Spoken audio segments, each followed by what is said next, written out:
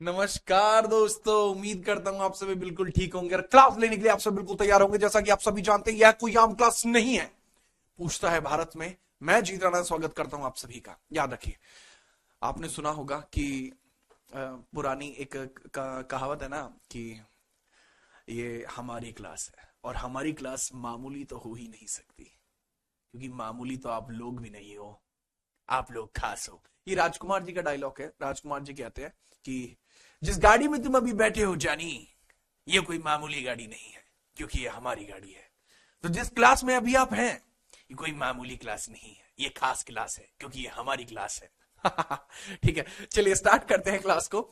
सुबह सुबह ही एकदम सुबह तो नहीं, शाम हो रही है यार, तो शाम को ही आपने बहुत बढ़िया तरीके से स्वाद हवा दिए हैं। और क्लास में जैसा कि मैं देख पा रहा हूँ, क्लास के अंदर अभी सुष्मिता है, कुमारी लक्ष्मी है, त्रिवेंद्र, धर्मेंद्र, रितेंद्र, आदिति है, अवंतिका है, निशा है, त्रिवेंद्र और सुष्मिता है। बहुत सारे बच्चे क्लास के अंदर और भी आ चुके हैं और आप सभी का स्वागत है। ठीक है, बड़े लेवल पे स्वागत है आपका। एक तो होता है छोटे लेवल पे स्वागत, बहुत बड़े लेवल पे स्वागत है भाई आपका। हल्के में ले रहे हो आप। चलो, लास्ट क्लास में मुझे टॉपिक बता दो बस कि सर जी ये टॉपिक चल रहा था और आपने ये बता दिया था। उससे आगे मुझे बताओ क्या मैटर था। मैं यहां पे आ गया था, मैंने पिंक सिटी की स्थापना जो है करा दी थी। अब मैं पिंक सिटी से आगे बढ़ रहा था। जी बताइए, बताओ यहां तक किसी बच्चे को कोई दिक्कत दिक्कत है तो बताओ, नहीं तो आगे बढ़ते हैं। बिना परेशानी के बता दो, यहां तक कोई दिक्कत तो नहीं है किसी बच्चे को? अगर दिक्कत है तो बता दीजिए भैया। ठीक है, फिर मैं आगे बढ़ता हूं, उस हिसाब से बात करता हूं क्या रहा था यहां पर। ठीक है, अरे कोई बात नहीं भाई, एक्टिंग नहीं आती मुझे सच में। एक्टिंग, मैं दिल से हूं, जैसा भी आपको दिख रहा हूं मैं ऐसा ही हूं इन एक्चुअल। असलियत में ऐसा ही हूं। ठीक है, अगर आपको कुछ लग रहा हो कि नहीं, असलियत में ऐसा हूं बाबू। मैं एक्टिंग नहीं करता लोगों की तरह कि हाँ बच्चों के सामने कुछ और पीछे कुछ और। ना ना ना ना ना, जैसा हूं ऐसा ही हूं। एक्टिंग मैं क्यों करूंगा? चलो, तो हम बता रहे थे आमेर की जयसिंह द्वितीय के बारे में, है ना। ठीक है, सचिन का आज बर्थडे है। सचिन, आपको जन्म दिवस की हार्दिक शुभकामनाएं। ठीक है, अब जयपुर शहर बसाया गया था इन्हीं के द्वारा। इनके अलावा दूसरे, ये एक अच्छे खगोल शास्त्री भी थे। ही वॉज एस्ट्रोनॉमर, प्रसिद्ध खगोल शास्त्री थे।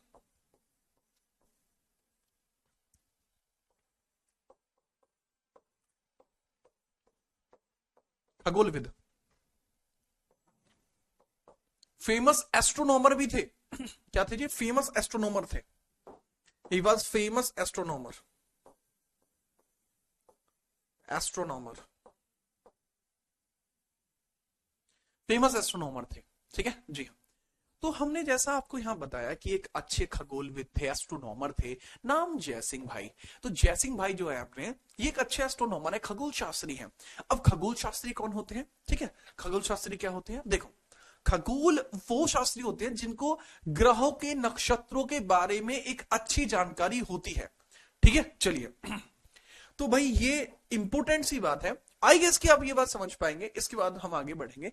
इनके द्वारा बहुत सारी खगोल बिल्डिंग्स बनवाई गई हैं, याद रखना।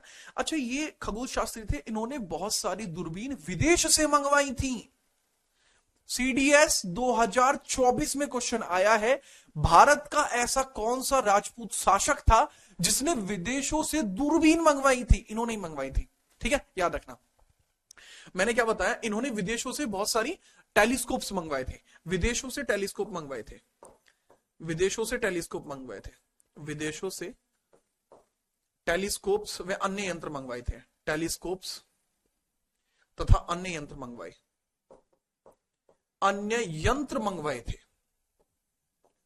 यंत्र मंगवाए, मंगवाए थे। ही कैरिड या he bought some, he bought some telescopes, यानी दूरबीन। ठीक है, दूरबीन मंगवाई थी, याद रखना। ठीक है, बहुत सारी दूरबीन वगैरह इन्होंने मंगवाई थी बाहर से, है ना। याद रखेंगे आप, मेरे ख्याल से तो कोई दिक्कत आपको नहीं आएगी। ठीक है, हाँ।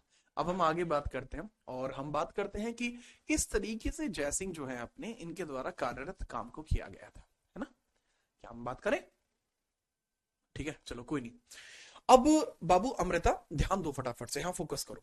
इसके बाद इन्होंने भारत के अंदर अलग अलग प्रकार के 5 वो भी बनवाई थी। इन्होंने भारत में जंतर मंतर, 5 जंतर मंतर बनवाए थे। ठीक है, तो जयसिंह जी के द्वारा भारत में 5 जंतर मंतर बनवाए गए। जयसिंह जी द्वारा जयसिंह जी द्वारा भारत में 5 जंतर मंतर बनवाए गए थे। कितने जंतर मंतर थे बाबू? भारत में 5 जंतर मंतर बनवाए हैं। 5 जंतर मंतर बनवाए गए, मंतर बनवाए गए, जंतर मंतर बनवाए गए थे। एक जो जंतर मंतर है, एक तरीके से देखा जाए तो ये एक एस्ट्रोलॉजिक बिल्डिंग है, ठीक है, एस्ट्रोनॉमिक बिल्डिंग है। This is a famous astronomic building. कैसी बिल्डिंग है ये? एस्ट्रोनॉमिक बिल्डिंग है ये, एस्ट्रोनॉमिक बिल्डिंग, एस्ट्रोनॉमिक बिल्डिंग है। एस्ट्रोनॉमिक बिल्डिंग का मतलब है ये खगोल शास्त्रीय बिल्डिंग है, एक खगोलीय इमारत है, खगोलीय इमारत है बाबू ये। कैसी इमारत है बाबू? ये खगोलीय इमारत है। कैसी इमारत है? दिल खगोलीय। कहां कहां पे बेटा? इसको लिख लेना, दिल्ली, जयपुर, मथुरा, वाराणसी, उज्जैन, ये 5 जगह बनाई गई थी, ठीक है। आप लिख लीजिए फटाफट से। दिल्ली, दिल्ली में बनवाया था, ठीक है। दिल्ली के बाद जयपुर में बनवाया था, जयपुर के बाद मथुरा में, अरे भाई जयपुर के बाद मथुरा में, और मथुरा के बाद वाराणसी में और उज्जैन में, वाराणसी में, वाराणसी और उज्जैन में, ठीक है। ये इनके द्वारा कराए गए फेमस काम थे, ये इनके द्वारा कराए गए फेमस काम थे। फटाफट नोट करिए, इसके बाद हम आगे बढ़ते हैं। अब इनकी डेथ हो जाएगी फिर 1743 के अंदर इनकी हो जाती है डेथ। जयसिंह टू की डेथ होती है 1743, लिख लीजिए।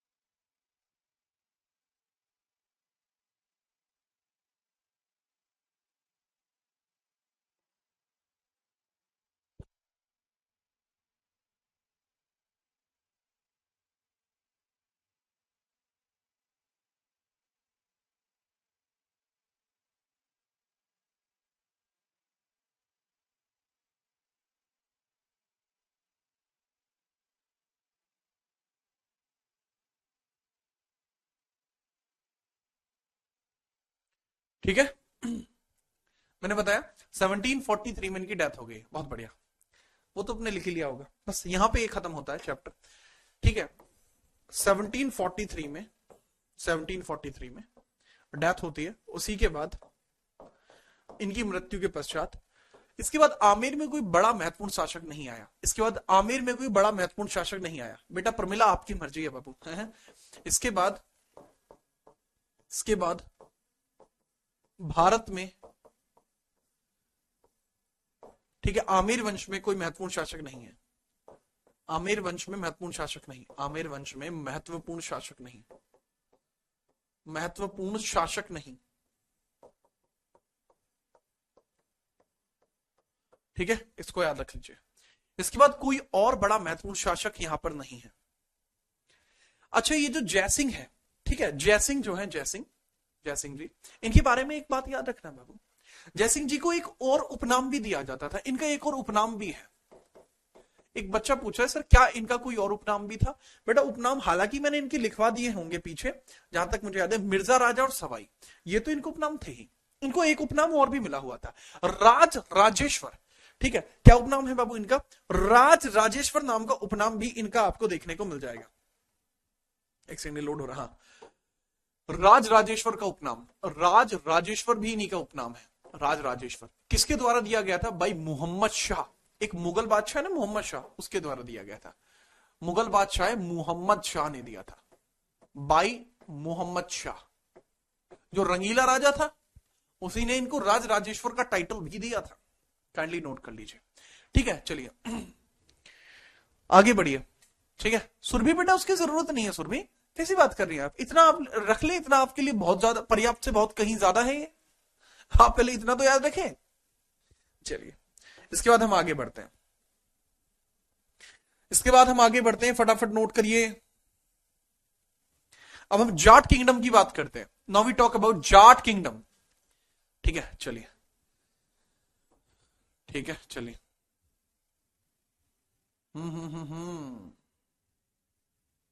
बेटा सुरभि हमें पता है, निश्चिंत रहिए, साउंड हाई कीजिए। ठीक है, एक सेकंड भाई। अब बताइए, अब तो साउंड साफ आ रहा है। चलो अब आगे बढ़ रहा हूं मैं। इसके बाद हेडिंग डालिए जाट किंगडम्स। इसके बाद हेडिंग आपकी होनी चाहिए बाबू जाट किंगडम। और जाट किंगडम में आप देखेंगे जाट साम्राज्य, जाट एम्पायर। ठीक है, तो ये बनती है आपकी हेडिंग जाट एम्पायर। अब जाट एम्पायर की स्टार्टिंग कैसे होती है, क्यों होती है, कब होती है, ये बड़ी बात है। ठीक है चलिए सर, क्या अजीत सिंह में जयसिंह मध्य के बीच कोई संधि हुई थी? 1712 में एक संधि हुई थी बेटा धर्मवीर यादव। वो संधि हुई थी, जरूरी नहीं थी इसलिए मैंने लिखवाई है। ठीक है, मुझे तो पता है 1712 में हुई थी, 1714 में हुई थी। ठीक है, संधियां हुई हैं।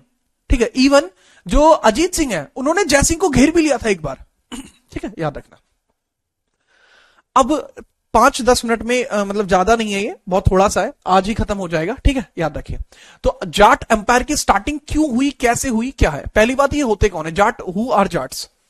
ठीक है, पश्चिमी उत्तर प्रदेश में, ठीक है, पश्चिमी उत्तर प्रदेश में या फिर आगरा, पश्चिमी उत्तर प्रदेश व हरियाणा, वर्तमान हरियाणा के क्षेत्र में कार्यरत। ठीक है, आगरा, पश्चिमी उत्तर प्रदेश, पश्चिमी उत्तर प्रदेश और राजस्थान और वर्तमान हरियाणा, वर्तमान हरियाणा में कार्यरत किसान वर्ग, वर्तमान हरियाणा में कार्यरत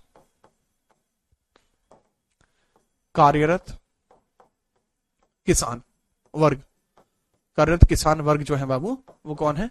वर्ग जाट कहलाए। ठीक है, ये है बेसिकली। ठीक है, तो these are basically farmers of, काफी मेहनती, मजबूत, लोहालाट।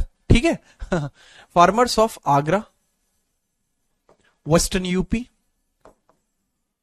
यूपी और राजस्थान एंड हरियाणा। ठीक है, तो ये बेसिकली ये है जो मेहनत कश लोग हैं यहां पर। अब बड़ी बात है, क्या एग्जाम में इनसे रिलेटेड क्वेश्चन पूछा जाता है? जी हाँ, एग्जाम में इनसे रिलेटेड क्वेश्चन पूछे गए हैं। एग्जाम क्वेश्चंस देख लीजिए क्या क्या पूछे गए, मैं बात बता देता हूं। क्वेश्चंस, पहला question, which Jat ruler died on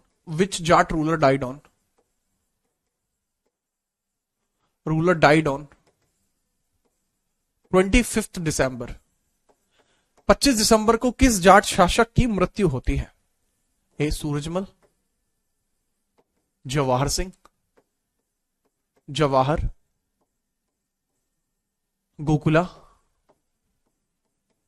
Gokula, Ramchehra.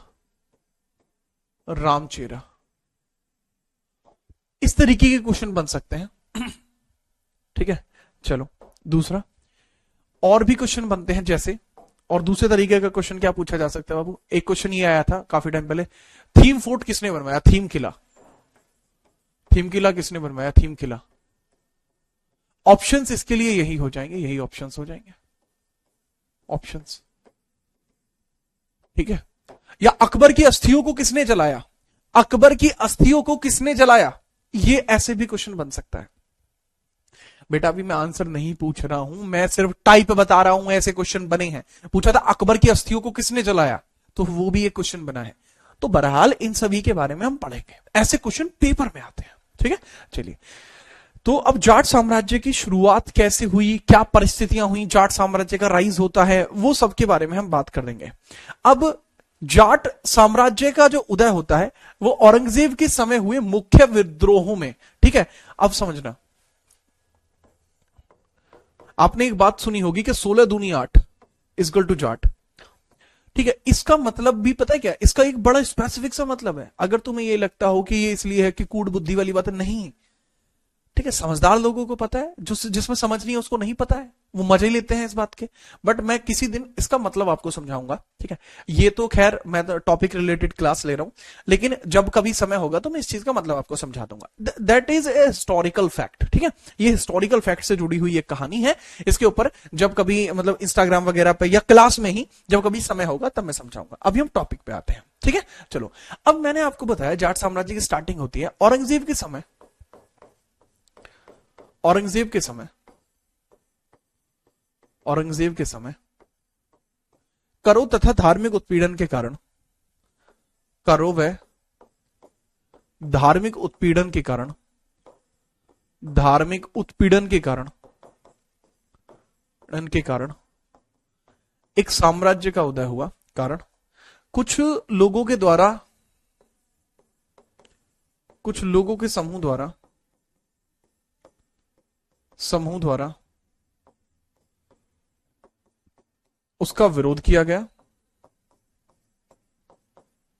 विरोध किया गया और औरंगजेब की बगावत की गई।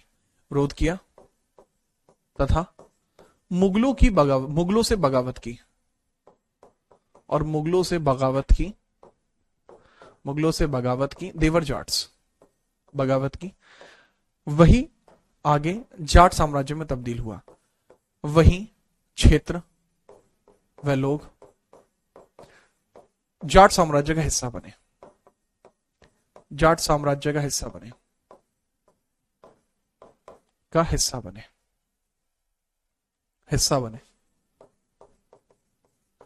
अच्छा, अगर मैं यहां बताऊं बाबू, तो जो जाट्स हैं, जाट्स जो हैं बाबू, ये काफी सारे हैं। ठीक है, मतलब ऐसा नहीं है कि जाटों की स्टार्टिंग यहीं से होती है, इससे पहले भी जाट थे, ऑलरेडी देवर देयर। आपने खोखर जाट्स के बारे में सुना है, वो पहले से यहां पर थे। लेकिन यहां मैं जिस जाट साम्राज्य की बात कर रहा हूं ना, उसकी बात कर रहा हूं। यहां मैं सिर्फ एक स्पेसिफिक जाट साम्राज्य जो यहां पर है, मैं उसकी बात कर रहा हूं। आप इसको लिख लेना। During the time of, during the tenure of Aurangzeb, of Aurangzeb,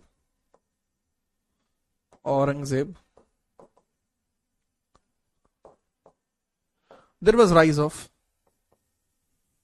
there was rise and revolt of, rise and revolt of, there was rise and revolt of Jats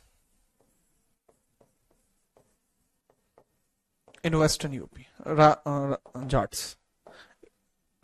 अब कुछ बच्चों का कहना होगा सर एक बात और है जी, मैं क्या बताऊं सर, बात यह है कि सर कुछ जाट पंजाब में भी तो हैं। सर जाट तो पंजाब में भी है, बस ये बेटा जो जाट पंजाब में है वो, हाँ बिल्कुल जी, हाँ वो जाट है। बट यहां मैं जो बात कर रहा हूं बेटा, मैं उस जाट साम्राज्य की बात कर रहा हूं जो एग्जाम में आता है। यहां मैं एग्जाम पॉइंट ऑफ व्यू आपको पढ़ा रहा हूं। ठीक है, यहां मैं एग्जाम पॉइंट ऑफ व्यू आपको पढ़ा रहा हूं, बात को समझो यार। ठीक है बाबू, हाँ ठीक है बाबू जी। बेटा प्रंजल वो भी आएगा, आप पहले इसको समझो। ठीक है, चलिए चलो अब बात को समझिए। अब इसमें सबसे पहले बगावत की शुरुआत कैसे हुई है, बगावत की शुरुआत कैसे हुई। अब्दुल नबी नाम का एक व्यक्ति है, अब्दुल नबी, ये मथुरा में अंग्रेजों का गवर्नर हुआ करता था। अब्दुल नबी ये 1661 में हिंदू मंदिरों को तोड़वा देता है और करों को बढ़ा देता है। देखो दो घटनाएं हुई, प्रमुख घटनाएं क्या क्या थी, प्रमुख घटना जिससे इसका उदय हुआ, प्रमुख घटना, मेजर इंसिडेंट क्या थे, मेजर इंसिडेंट क्या थे, मेजर इंसिडेंट समझो बाबू। मेजर इंसिडेंट में सबसे पहले औरंगजेब द्वारा करों का बढ़ाया जाना, औरंगजेब द्वारा करों का बढ़ाया जाना, करों का बढ़ाया जाना,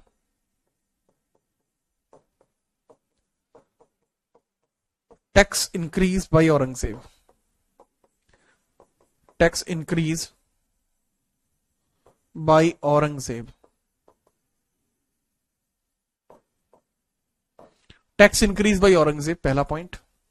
ठीक है, चलिए दूसरा बाबू इसमें क्या पॉइंट है, और जैसे मैंने बताया मथुरा वाला जो क्षेत्र था, मथुरा वाला क्षेत्र, वहां एक अब्दुल नबी नाम का जो मुगल सेनापति था, अबुल नबी के द्वारा अब्दुल नबी के द्वारा अब्दुल नबी द्वारा अब्दुल नबी द्वारा 1661 में मथुरा में मंदिरों का विध्वंस, मथुरा में मंदिरों का विध्वंस, मंदिरों का विध्वंस, विध्वंस। तो मंदिर भी बहुत सारे ध्वस्त कर दिए गए। ठीक है, चलो मंदिर भी बहुत सारे ध्वस्त कर दिए गए, तो उसकी वजह से यहां पे ये दिक्कत हुई थी। ठीक है, याद रखना। तो काइंडली इसको लिखेंगे,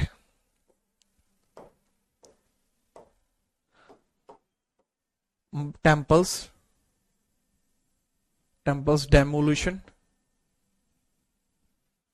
डेमोलिशन बाय अब्दुल नबी। अब्दुल नबी ने जो मंदिरों को तोड़ा है उसके बारे में भी हम बात करेंगे। ठीक है, चलो इसको नोट करिए, then we are moving further.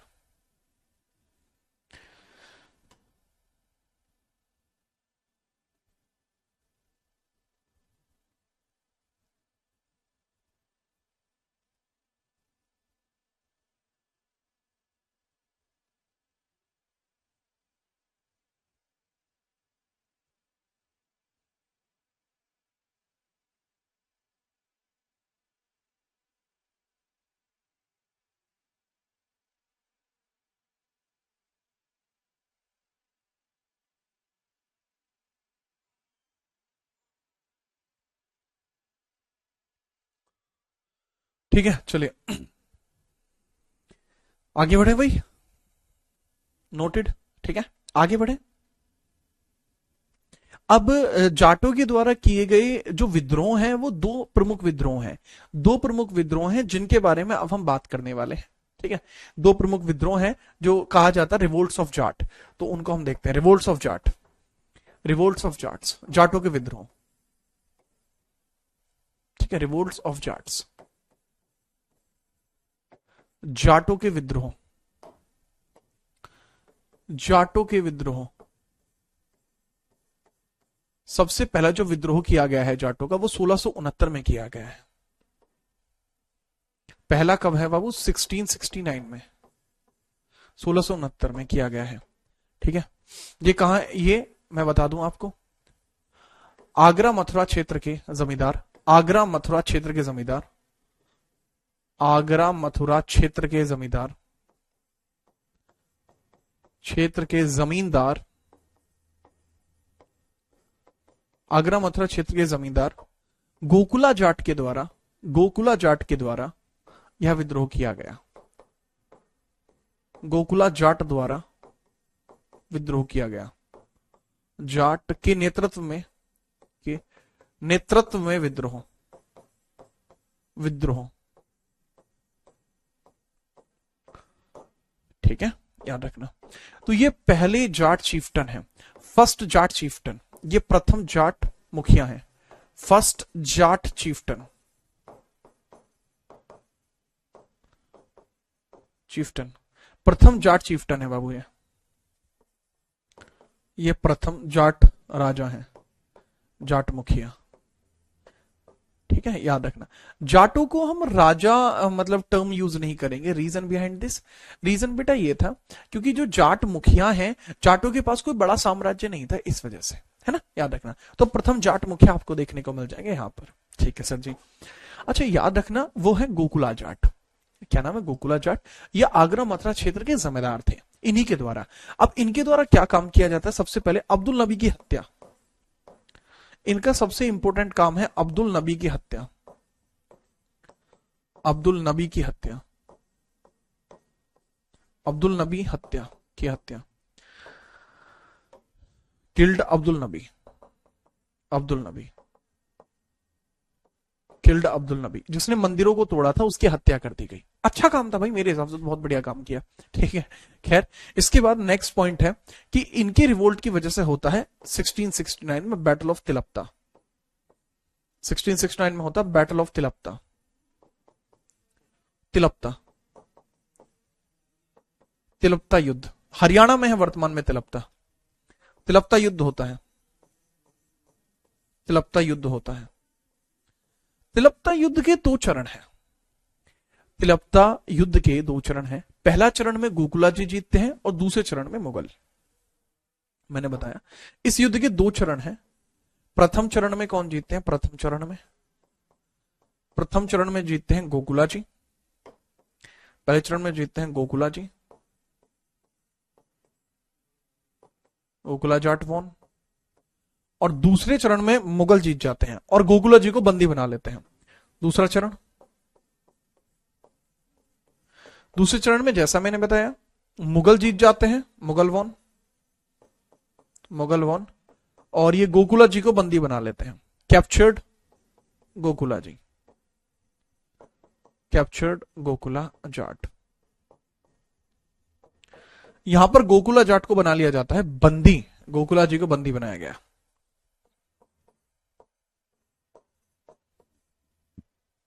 ठीक है, को बंदी बनाया गया, कैप्चर्ड कर दिया गया। और उसके बाद 1669 में उनकी हत्या कर दी गई। ठीक है, 1669 में उनकी हत्या कर दी गई और हत्या बड़ी मार्मिक है। ठीक है, इसको बोलते हैं डिसआर्ममेंट बोलते हैं। जिस तरीके से इनकी हत्या की गई है that was known as disarmament.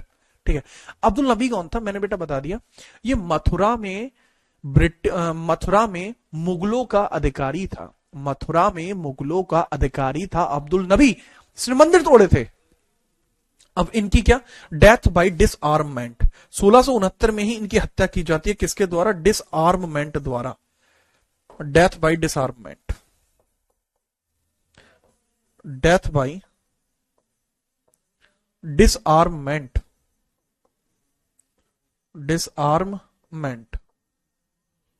Death by disarmament. ठीक है, चलिए अब जो डिसआर्ममेंट से हत्या की जाती है वो लिख लेना। ठीक है, डेथ बाय डिसआर्ममेंट, इसका मतलब क्या होता है? अंग भंग करके हत्या। अंग भंग करके पहले हाथ काटा, फिर पैर काटा, फिर गला काटा, तो दैट इज कॉल्ड डिसआर्ममेंट। ठीक है, तो अंग भंग हत्या, इसको कहा जाता है अंग भंग हत्या कहा जाता है। ठीक है, याद रखना, ये हत्या इनके द्वारा की गई थी। क्या आप याद रखेंगे? जी हाँ सर, आपने टेक्नीशियन वाले बैच में इतना नहीं बताया था। अरे बेटा वो बैच का होता है। अभी मुझे लग रहा है कि मेरे पास टाइम है, तो मतलब आपके पास भी टाइम है, आपके एग्जाम होने में टाइम है, तो मैं स्लो पढ़ा रहा हूँ। जब मैं तेज पढ़ाता होता हूँ तो बात अलग है। और अब सोचो तुम, जब मैं पीसीएस के बैच में पढ़ाता हूँ तो क्या करता हूँ, या यूपीएससी के बैच में पढ़ाता हूँ तो क्या करता हूँ। ठीक है, तो लेवल होता है ना, वो समझिए आप, है ना।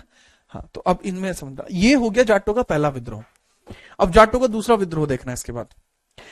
अब गोकुला जी का बदला लिया जाएगा। ठीक है, चलो, एक कहावत है हमारे यहां, जाट मरा तब जानो जब 13वीं हो ले। तो भाई अब जाटों का बदला लिया जाएगा। अब तक आपने ये देखा, अब जाटों का बदला देखेंगे आप। ठीक है, second revolt by Jats, second revolt by Jat, second revolt by Jat. दूसरा विद्रोह,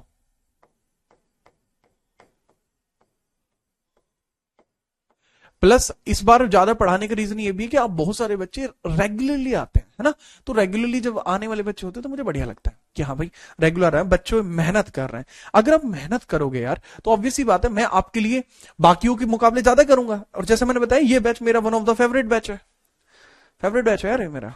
ठीक है, चलिए ठीक है। अब देखो तुम सब इतने बढ़िया तरीके से पढ़ रहे हो, एक गधा अभी लिख रहा है सर साफ नहीं दिख रहा। अबे साफ कहां से दिखेगा? देखना नहीं चाह रहे आप साफ?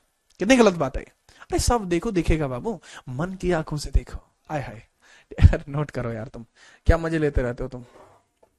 नेक्स्ट हम आगे बढ़ते हैं। अगला विद्रोह कब होता है? 1686 में होता है। 1686 में होता है। किसके द्वारा? राजा राम व रामचेरा जाट। 1668 में 1686 सॉरी 1686 में दूसरा विद्रोह होगा। दूसरा विद्रोह किसके द्वारा? भाई राजाराम और रामचेरा जाट। राजाराम प्लस रामचेरा जाट। रामचेरा जाट और राजाराम जाट और रामचेरा जाट। ठीक है, याद रखना। लिख लो भाई, और राजाराम प्लस रामचेरा जाट, है ना। अब इनके बारे में समझिए आप। अब जब इनका मेजर ऑब्जेक्टिव क्या था, यहां जो विद्रोह हुआ, विद्रोह का ऑब्जेक्टिव क्या था, उद्देश्य क्या था? विद्रोह का उद्देश्य क्या था? अच्छा, ये जो है, ये फैमिली जो है, जो रामचेरा वाली फैमिली है, रामचेरा वाली फैमिली है, रामचेरा वाली जो फैमिली है वो किसकी है? गोकुला जाट जी का ही जो डायनेस्टी है वही आगे बढ़ी है। गोकुला जाट का जो वंश है वही आगे बढ़ा है। ठीक है, चलिए। अब यहां पे उद्देश्य मैंने बताया, ऑब्जेक्टिव क्या था बच्चे? ऑब्जेक्टिव ये था, पहला गोकुला जी की मौत का बदला, गोकुला जी का बदला लेना था। रिवेंज, पहला तो लेना था भाई रिवेंज। और दूसरा था टैक्स कम कराना, किसानों का टैक्स कम कराना, लेस टैक्स फ्रॉम किसान्स, किसानों का कर माफी, किसानों का कर कम करना, कर कम करना। विद्रोह बहुत मजबूत तरीके से स्टार्ट किया जाता है पर बहुत अच्छा नहीं रहा। ठीक है, बहुत मजबूत तरीके से स्टार्ट किया जाता है पर बहुत अच्छा नहीं रहा। ठीक है, ये औरंगजेब के सामने गई, लेकिन औरंगजेब ने मना कर दिया कि भाई, मना कर दिया कि भाई ऐसा नहीं होगा, अपन क्या, हम टैक्स नहीं कम करने वाले आपके। ठीक है, तुम्हारा टैक्स हम नहीं करेंगे कम बिल्कुल भी। ठीक है, समझ गए।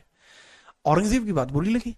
अब एक बात बताओ, आप इतनी इज्जत देते हुए किसी के पास जाएं, आप इतनी इज्जत देते हुए किसी के पास जाएं और वो मना कर दे, तो फिर क्या था? भाइयों की बुद्धि घूम गई। इन्होंने कहा कि अब तो इसको सिखाना पड़ेगा। तो 1687 में क्या काम करते हैं? 1687 में क्या काम करते हैं? 1687 में 1687 में इन दोनों के द्वारा अकबर की जो वो है कब्र खोद के उनकी चिता जला देते हैं। अकबर की कब्र खोद के चिता जला देते हैं 1687 में। अकबर की चिता, अकबर की कब्र खोद के, अकबर की कब्र खोदकर उसकी चिता जला दी। मतलब अब वो है अकबर की कब्र खोद के सर जाटों ने चिता क्यों जलाई? ये है कहने वाली बात। असलियत में क्या था कि गोकुला जी की हत्या का बदला लेना था। ये इनके पूर्वज थे। अब औरंगजेब का पूर्वज कौन था? अकबर। सर अकबर की ही चिता क्यों जलाई? हुमायूं को जला लेते हैं। देख भाई, बाबर की नहीं जला सकते थे, हुमायूं की नहीं जला सकते थे, शाहजहां की नहीं जला सकते थे। रीजन क्या था कि अकबर की जो कब्र पड़ती है वो पड़ती है सिकंदरा में, आगरा के बाहर। वहां सेना नहीं होती। ठीक है, तो वहां पे पहुंचना आसान है। हुमायूं की चिता का, हुमायूं की कब्र कहां पे? सर वो दिल्ली में है। दिल्ली में औरंगजेब बैठा है, आ जाओ, कैसे आओगे? सेना है। अब बाबर की कब्र क्यों नहीं जलाई? अबे बाबर इंडिया के बाहर अफगानिस्तान में है उसकी कब्र, वहां जाएंगे है? क्या मतलब है? जहांगीर की का है, वो भी लाहौर में है पाकिस्तान में, वहां थोड़ी जाएंगे। तो जो नजदीक में था, सबसे नजदीक में कौन था? सबसे नजदीक में अकबर था। रीजन, क्योंकि ये जो विद्रोह है वो उठा ही आगरा से है। शाहजहां की क्यों नहीं जलाई? क्योंकि वो किले के अंदर है। जो आगरा का रेड फोर्ट है, जिसको आगरा फोर्ट बोलते हैं, वहां भी तो सेना रहती थी, इस वजह से ये थी दिक्कत। ठीक है, चलिए। तो बस अकबर की कब्र खोदकर उसको मतलब डिमोलिश कर दिया जाता है। डिमोलिश कर दिया जाता है कि तुमने हमारे मंदिर तोड़े, हमने तुम्हारी कब्र तोड़ दी, बात खत्म। तो यहां पे अकबर की कब्र खोदकर चिता जलाई जाती है। इसकी जगह आप लिख लेना अकबर की कब्र को क्षति पहुंचाई जाती है। ठीक है, अकबर की कब्र को क्षति पहुंचाई गई, क्षति पहुंचाई गई, क्षति। Demolishment of Akbar tomb, demolish of Akbar tomb, Akbar tomb.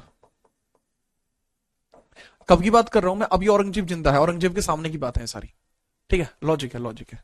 एक कह रहा लॉजिक है, ऐसा मारूंगा ना, लॉजिक है। मैं लॉजिक ना बता रहा, मैं किताब में लिखा हुआ बता रहा हूं, लॉजिक है। ये अलग जलवा मजे ले रहा है। जो किताबों में लिखा है मैं वो बता रहा हूँ लॉजिकल। ठीक है, अब जब अकबर की सर, लेकिन आज की डेट में अगर आप कोई गया है अकबर की टॉम पे, मैं नहीं गया बट मैंने फोटो देखे हैं सर, वो तो ऐसा लगता है जैसे कल ही बनी हो, मतलब एकदम चकाचक लगती है, वो तो कहीं से टूटी हुई नहीं है। ये क्या बात हुई? दरअसल 1905 में जब कर्जन भारत में आया तो उसने उसको सही करा के, रिनोवेट करा के टूरिस्ट प्लेस बना दिया। तो मैंने बताऊं इसका रिजोनोवेशन कब हुआ था, रिनोवेट कब हुई है? ये रिनोवेट करा दी गई। रिनोवेट, ये रिनोवेट कब होती है? 1905 में। जीर्णोद्धार इसका कब होता है? 1905 में। किसके द्वारा? कर्जन के द्वारा। जीर्णोद्धार, जीर्णोद्धार होता है 1905 में कर्जन के द्वारा। अरे सही हो जा भाई, कर्जन, भाई कर्जन, कर्जन इसका क्या जीर्णोद्धार कर देता है, कर्जन कर देता है बाबू इसका जीर्णोद्धार, याद रखना।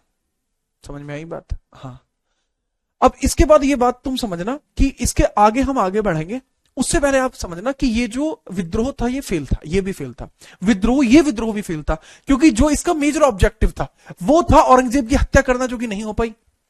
ठीक है, दूसरा किसानों का टैक्स कम करता, वो भी नहीं हो पाया। बट हाँ, मजा पूरा लिया है भाई, ठीक है, मजा पूरा लिया है, पूरा कब्जा करके दिखाया। बहुत सारी जमीन पे कब्जा हो गया था एक्स्ट्रा, जाटों का कब्जा यहीं से स्टार्ट हुआ था।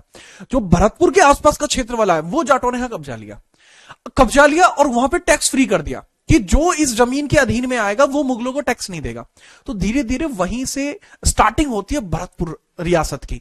तो वो धीरे धीरे स्टार्टिंग हो रही है, बट इन दोनों का जो नेम है वो हमेशा इतिहास में अमर तो हो गया, बट दिक्कत ये थी कि कभी राजा नहीं बन पाए। राजा इनके बाद इन्हीं की डायनेस्टी में एक रूलर आगे बनेंगे जो आगे जाट बनते हैं। ठीक है, नेक्स्ट आप बढ़िए। इसके बाद समझना इसके बाद क्या होता है। 1690 में चूड़ामन नाम के एक आदमी है, चूड़ामन जाट, वो एक राजा के तौर पर उभरते हैं। ठीक है, नोट करो।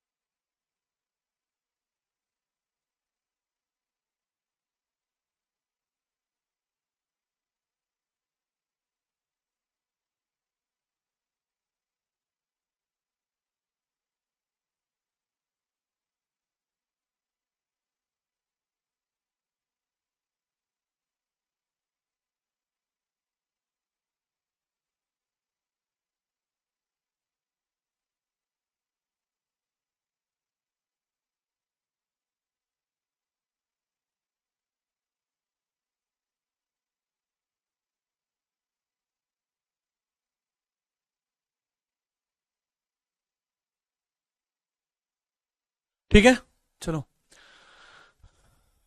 बहुत बढ़िया। नीचे क्या लिखा भाई? जीर्ण उद्धार लिखा हुआ है, रेनोवेशन। अब यहाँ पे जितने भी थे ये तो विद्रोह हो गए, लेकिन जो जाट किंग्स का राइज होता है वो चूड़ामन जी के द्वारा होता है 1690 में। अब नेक्स्ट पेज पे आप देखेंगे जाट किंग्स का राइज। यहीं से 3-4 राजा और बनते हैं, वो आप फटाफट देख लीजिए। Rise of Jat Kings, rise of Jat Kings, Jat Kings, Jat राजाओं का उदय। अभी तक ये चीफ्टन थे, अभी तक क्या थे बाबू? चीफ्टन थे। चीफ्टन यानी सरदार थे, यानी एक दल के सरदार। लेकिन अब राजाओं वाली भूमिका अब निभानी शुरू की जाती है, जाट राजाओं का उदय। अब जिस क्षेत्र के ऊपर राजा राम, ठीक है, जो ये है अपने राजा राम और रामचेरा जाट जो है, इन्होंने जिस क्षेत्र पर कब्जा करा था उनकी बात है जी। जिस क्षेत्र पर इन्होंने कब्जा किया उसमें एक नाम निकल के आता है चूड़ामन। तो 1690 में एक राजा घोषित किए जाते हैं। 1690 में चूड़ामन जी को, चूड़ामन जी को, चूड़ामन जी जो है ये राजा घोषित किए गए, राजा घोषित किए गए, राजा घोषित किए गए, डिक्लेयर्ड किंग। इन्होंने ही भरतपुर की स्थापना की है ना, डिक्लेयर्ड किंग। अब इनका टेन्योर कितना है? इनका टेन्योर आपको कितना देखने को मिलता है? 1690 से 1721, 1690 से 1721 इनका कार्यकाल कितना है जी? कार्यकाल यानी टेन्योर 1690 से लेके 1721, ये इनका कार्यकाल है। ठीक है, अच्छा ये काट दिया मैंने।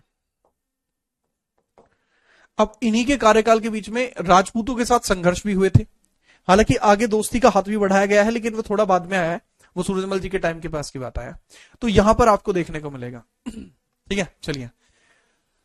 मोहम्मद वहाब कह रहा है कि सर अब 82 साल के बाद तो अस्थियां भी नहीं होंगी। बाबू मैंने बताया ना कि चिता जलाने वाली बात जो है वो थोड़ा मतलब ओवर एग्जिगरेट करके कही गई है। मैंने कहा था कि उसकी जो वो है टॉम्ब है उसको क्षति पहुंचाई गई थी, तभी तो मैंने लिखा, तभी तो मैंने चिता जलाई नहीं लिखा, वरना लिख सकता था मैं लॉजिक के ऊपर बात करता हूं। ठीक है, जो लॉजिक था समझो। इसको आप लिखेंगे 1690 से लेके 1721 तक। यहां पर आप देखेंगे भरतपुर साम्राज्य की स्थापना की जाती है 1700 में। ठीक है, भरतपुर साम्राज्य की स्थापना की जाती है 1700 में। भरतपुर की स्थापना, भरतपुर की स्थापना राजस्थान के अंदर है, भरतपुर राजस्थान की स्थापना कब की गई है भाई? 1700 में, 1700 में स्थापना की गई है। ठीक है, तो थोड़ा सा इनके बारे में याद रखना कि 1700 में स्थापना की गई है, फटाफट नोट करिए। इसके बाद कोई बड़ा महत्वपूर्ण कार्य नहीं है, बस इन्होंने क्षेत्र को विस्तार किया है। ठीक है, जाट साम्राज्य की स्थापना की, वह क्षेत्र को बढ़ाया, जाट क्षेत्र को और बढ़ाया, और बढ़ाया। ठीक है, चलो इसका मतलब क्या है? Enhanced, enhanced the area control, area control. इसके बाद आएंगे बदन सिंह जी। बदन सिंह जी आते हैं इसके बाद, जो 1721 में गद्दी पर बैठते हैं और 56 तक रहते हैं, सबसे बड़ा काम है उनका। ठीक है, चलिए। अब जैसा मैंने बताया 1721 से लेकर 1721 से लेकर और 1756 तक टेन्योर रहेगा, 21 से लेकर 56 तक टेन्योर रहेगा। किसका टेन्योर है बच्चे ये? This is the tenure of बदन सिंह जी। सर मैं ढोलपुर से हूं। अच्छा, इस बच्चे ने अगर ढोलपुर याद ही दिला दिया है, तो ढोलपुर में इन्हीं के समय में, ढोलपुर में, ढोलपुर ढोल ऐसे, हाँ ढोलपुर, ढोलपुर संघर्ष इन्हीं के समय में हुआ था। ढोलपुर संघर्ष, ढोलपुर क्षेत्र जो है वहां पे कन्फ्लिक्ट्स हुई थी, ढोलपुर कन्फ्लिक्ट्स, ढोलपुर कन्फ्लिक्ट्स पूछा जा सकता है। ढोलपुर कन्फ्लिक्ट किस किसके बीच में हुई थी? जाट एंड राजपूत के मध्य, जाट एंड राजपूत के मध्य ही कन्फ्लिक्ट्स हुई हैं, जाट एंड राजपूत। ठीक है, बाद में चल के ये जो एरिया था, जो ढोलपुर वाला एरिया था, ये अजीत सिंह जी के पास था। जो मेवाड़ के अजीत सिंह जी थे उनके पास ढोलपुर था, बाद में वो जाटों के पास रह गया है। तो बाद में जो आप भमरोलिया किंग देखते हैं, भमरोलिया किंग वो आपके सिलेबस में नहीं है, बट याद रखना कि जाट्स को इसमें थोड़ा फायदा हुआ था, ढोलपुर के ऊपर उन्होंने कब्जा कर लिया था, थोड़ा फायदा इसमें हुआ, एनहेंसिंग फायदा हुआ था। अब यहां पे आए हैं बदन सिंह जी। बदन सिंह जी अगले रूलर हैं, बदन सिंह जी अगले रूलर हैं, बदन सिंह जी नेक्स्ट रूलर हैं जी अपने, बदन सिंह। अब बदन सिंह जी अगले रूलर हैं, इंपोर्टेंट रूलर्स में से एक हैं। इंपोर्टेंट रूलर्स में से आपको एक रूलर यहां देखने को मिलते हैं, और सबसे इंपोर्टेंट काम इनका यह है कि इनका जो पुत्र है, इनका जो पुत्र है वो सबसे ज्यादा जरूरी है। ठीक है, ठीक है, इनका जो पुत्र है वो सबसे ज्यादा जरूरी है। सर कौन और क्यों है इनका पुत्र जरूरी? बेटा इनके पुत्र ही सूरजमल जी हैं, इनके पुत्र ही हैं सूरजमल जी। इनका सबसे महत्वपूर्ण कार्य, बस सबसे फेमस इनको बनाया है इनके पुत्र ने। ठीक है, इनके जो पुत्र हैं, इनके जो सन हैं सुपुत्र, वो आपको देखने को मिलते हैं सूरजमल जी, सूरजमल जी, इनके पुत्र ही हैं सूरजमल, सूरजमल जी। ठीक है, कृपया करके नोट करिए, आगे बढ़ते हैं। सर ये छोटा भीम वाला ढोलकपुर है, कौन है? नाम है इनका अनुष्का नाम की एक लड़की है, करिए सर ये छोटा मी वाला ढोलकपुर है। हाँ ये छोटा मी वाला ढोलकपुर है, आप उसमें रानी इंदुमती हैं। ठीक है, और यहाँ कालिया वालिया भी इधर उधर मिल ही जाएगा। क्यों टेंशन ले रहे हो तुम पोगो से बाहर कब आओगे मुझे ये बताओ, पोगो से बाहर आओ, इसको नोट करो, ठीक है।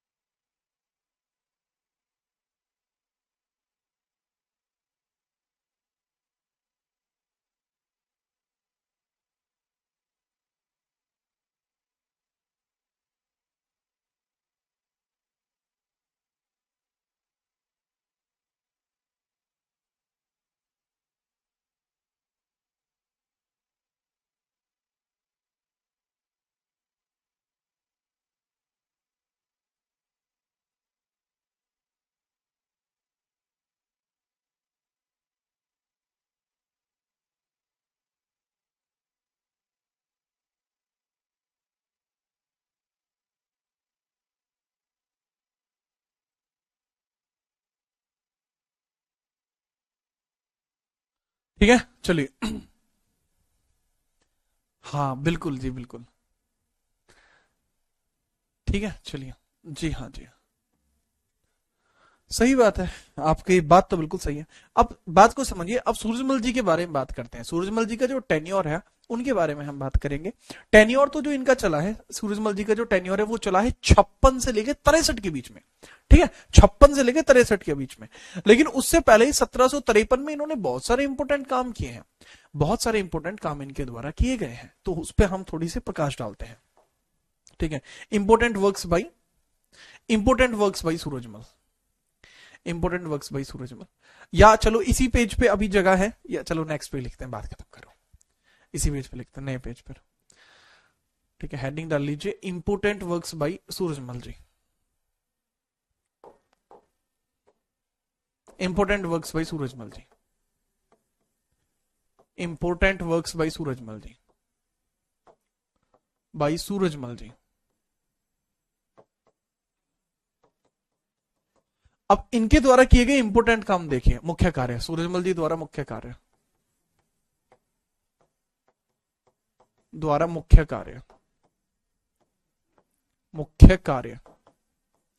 सबसे इंपोर्टेंट कार्य यह है कि 10 मई 1753 में, 10 मई 10 1753 में दिल्ली पर इन्होंने कब्जा किया था। दिल्ली पर कब्जा। अब कुछ लोग सोचेंगे सर फिर वो कब्जा कंटिन्यू क्यों नहीं रखा गया? द रीजन बिहाइंड दिस कि पूरी दिल्ली पर कब्जा नहीं किया था, दिल्ली पर लूट की थी बेसिकली। दिल्ली पर ये जो कब्जा है, इसको कब्जा नहीं लिखा जाना चाहिए, इसको लिखा जाना चाहिए दिल्ली पर आक्रमण। दिल्ली पर आक्रमण किया था और वो सक्सेसफुल आक्रमण था। और ये कैसा आक्रमण था? जो अटैक था, ठीक है, अटैक ऑन दिल्ली, ये सक्सेसफुल था। अटैक ऑन दिल्ली, तो ये सक्सेसफुल अटैक कंसिडर किया जाता है। सक्सेसफुल, ये सक्सेसफुल अटैक कंसिडर किया जाता है कि सक्सेसफुली उन्होंने दिल्ली को लूट लिया। ठीक है, इस वजह से इसको दिल्ली विजय दिवस के तौर पर आज की डेट में जो जाट समुदाय है उनके द्वारा मनाया जाता है। जैसे हमारे यहाँ इस पे भंडारे वगैरह कुछ ऐसे करते हैं। ठीक है, तो ये है बाबू। इसके अलावा इनके द्वारा ही जो भरतपुर का लोहागढ़ किला है, इन्होंने ही लोहागढ़ किला भी बनवाया था। लोहागढ़ किले का निर्माण इन्होंने ही कराया। किले का निर्माण इन्होंने ही कराया। Establishment of Lohagarh fort. Lohagarh fort, ये लोहागढ़ फोर्ट जो है बाबू, ये इंप्रेग्नेबल है, अभेदनीय। इंप्रेग्नेबल, इंप्रेग्नेबल फोर्ट, इंप्रेग्नेबल। प्रेग्नेबल का मतलब है अभेदनीय। एक ऐसा किला जो अभेदनीय हो, जिसको कोई हरा ना पाए। लोहागढ़ का फोर्ट इन्होंने ही बनाया था। लोहागढ़ का जो फोर्ट था बाबू, इन्होंने ही बनाया था। हालांकि इसका निर्माण का कार्य 1733 में शुरू हो गया था। ठीक है, लेकिन इसके बारे में हम कल चर्चा करेंगे कि ये क्या क्या इसके अंदर है, स्थापना के बारे में व्याख्या क्या है। ठीक है, आज के लिए इतना ही रहेगा। ठीक है, आगे बढ़ते हैं। आज के लिए बाबू इतना ही रहेगा। कैसा लगा फटाफट मुझे बताओ। हाँ, नोट्स ऐसे ही बना लो। बदन सिंह जी का बाबू कोई इंपॉर्टेंट काम था नहीं ना ऐसा, ठीक है, इसलिए नहीं लिखा। हाँ, सबसे जरूरी है जाटो के अफलातून, जाटो के प्लेटो, इनको कहा जाता है, ओडेसियर, ठीक है। तो दैट्स परफेक्ट। अब बताओ, अगर आपको समझ में आया फिर मैं आपको बहुत इंपॉर्टेंट बात बताता हूं। अब अगर तुम्हें समझ में आ गया फिर मैं आपको बहुत इंपॉर्टेंट बात बताता हूं, बहुत तगड़ी। सर खास ग्रुप की आईडी क्या है? अरे खास ग्रुप की आईडी नहीं है, मेरी प्रोफाइल पे जाओगे वहीं मिल जाएगा खास ग्रुप। अब मेरी बात को सुनो बहुत जोर से, ठीक है। अब बहुत जोर से आप मेरी बात सुनो, ठीक है। 20th, थैंक यू चौहान, ठीक है। क्वेश्चन की स्लाइड दिखा रहे थे, अरे यार भूल गया अब तो मैं, धत तेरी की। अब तो यार क्वेश्चन की स्लाइड बाद में दिखा देंगे, कोई नहीं। अब मेरी बात सुनो, मेरे इंस्टाग्राम जीतराणा.77 पे आज हमारे भारत के महान राजाओं के तीसरे राजा आने वाले हैं। जैसे ही 6 बजेंगे, 6 बजने में कितना टाइम है, 3 मिनट है 6 बजने में, और 3 मिनट के बाद वहां तीसरे राजा आ जाएंगे, और वो राजा होंगे जो बड़े क्लासिक से राजा है, मतलब मजा ही आ जाएगा आपको। आप एक बार देखो। और जो बच्चा बिहार से है ना, बिहार से है और उत्तर प्रदेश से है, हरियाणा से, मध्य प्रदेश से, वो जरूर देखना भाई, उनके लिए बहुत इंपॉर्टेंट है। तो राजा को जरूर देखना, मजा आ जाएगा आपको। जाइए अभी इंस्टाग्राम आईडी जीतराणा.77 पे, और एक नंबर एकदम क्लासिक लेवल पे जाट राजा है वहां, और बाकी जितने भी किंग्स हैं सबके बारे में, ऐसे राजा जिनकी वजह से भारत बना, उनका विवरण पूरी तरीके से वहां किया गया है। आप जाओ फटाफट से और जाके देखिए। 6 बजने वाले, और मिलते रहेंगे इसी प्रकार से। तब तक के लिए जय हिंद, वंदे मातरम।